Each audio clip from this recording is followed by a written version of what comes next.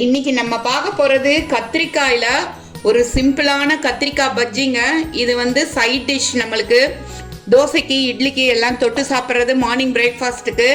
இதுக்கு வந்து ரொம்ப சிம்பிளான ஒரு இன்க்ரீடியன்ஸ் தாங்க நம்மளுக்கு தேவை.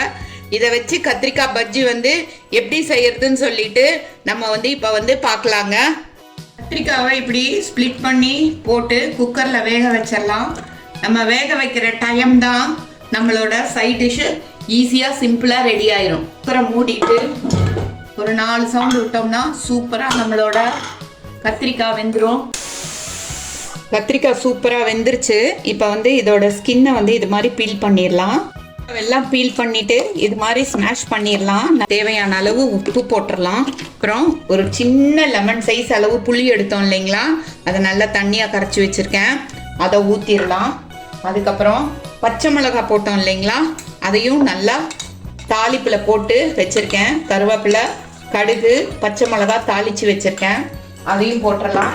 போட்டுட்டு அதுக்கப்புறம் வெல்லம் கொஞ்சமாக டேஸ்ட்டுக்கு போட்டுக்கலாம். பெருங்காயத்தூள் போட்டுடலாம். பெருங்காயத்தூள் கொஞ்சமாக போட்டுக்கலாம், நிறைய போட்டால் கசப்பு வந்துடும். அப்புறம் நம்ம ஆல் டைம் ஃபேவரட் சாம்பார் பொடி வந்து கொஞ்சமாக போட்டோம்னா இதுக்கு ஃப்ளேவர் வந்து கொடுத்துட்டு இதை ஃபஸ்ட்டு நல்லா கலந்துடலாம். இதை நல்லா கலந்து விட்டுறலாம். நல்லா வந்து இதை கலந்து விட்டுறலாங்க. நல்லா அப்படி வந்து கலந்து விட்டுறலாம்.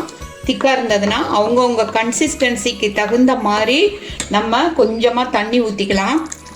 ஃபைனலாக இதுக்கு வந்து நல்ல ஃப்ளேவரை கொடுக்கக்கூடிய கொத்தமல்லி, உங்களுக்கு எவ்வளோ பிடிக்குமோ அவ்வளோ கொத்தமல்லியை நல்லா போட்டு கலந்துட்டோம்னா சூப்பரான சுவையான ஒரு மார்னிங் பிரேக்ஃபாஸ்ட்டுக்கு தகுந்த ஒரு சைட் டிஷ் ரெடி ஆயிடுச்சு. இது இட்லி, தோசை எல்லாத்துக்குமே ரொம்ப நல்லா இருக்கும். தேங்க்ஸ் ஃபார் வாட்சிங் அவர் கிராண்ட்மாஸ் கிச்சன். தேங்க்யூ.